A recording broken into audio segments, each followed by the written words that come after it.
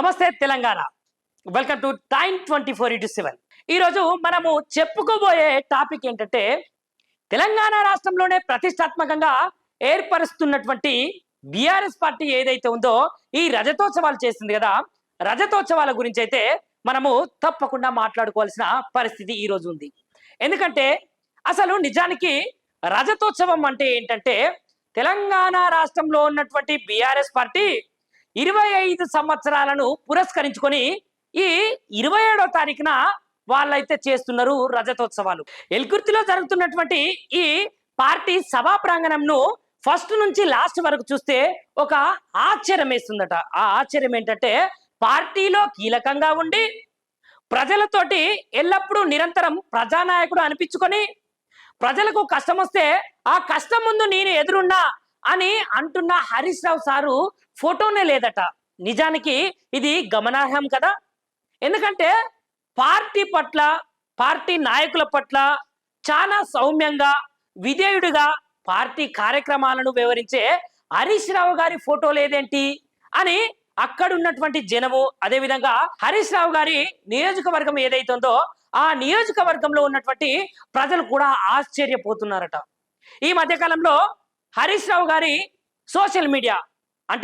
Social media మాధ్యమాల్లో కూడా ఎలాంటి ఊసే లేదట ఈ రజతోత్సవాల గురించి.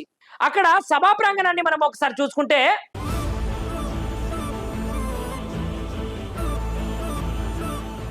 నిజానికి అక్కడ ఉన్నటువంటి పోస్టర్లే కావచ్చు, అక్కడ ఉన్నటువంటి ఫ్లెక్సీలే కావచ్చు, అక్కడ ఉన్నటువంటి భారీ కటౌట్లే కావచ్చు, హరీష్ రావు గారిది అసలుకే లేకుండా కేసీఆర్ గారిది, కేటీఆర్ గారిది ఉండడము, అదేవిధంగా కేసీఆర్ యొక్క కూతురు కల్వకుంట్ల కవిత మేడంది కూడా ఆ కటౌట్ లో లేదంట.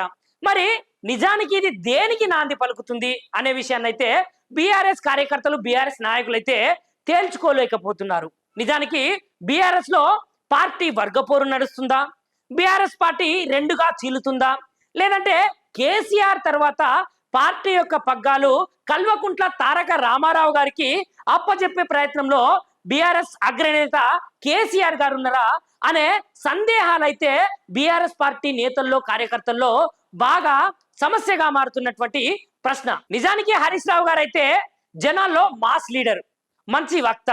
కేసీఆర్ గారు ఎన్ని కష్టాల్లో ఉన్నప్పటికీ కేసీఆర్ గారు అసెంబ్లీకి రాకున్నా కూడా ఒక్కడే, నేనొక్కనే ఇంతమందికి సమాధానం చెప్తా, 100 మంది కౌరవులకు ఈ 5గురు పాండవులే సమాధానం చెప్తారు అనే విధంగానైతే అసెంబ్లీలో కూడా ఒక సింహంలా గర్జించిన గొంతు అయితే ఈ రోజు ఎందుకు మూగబోయింది?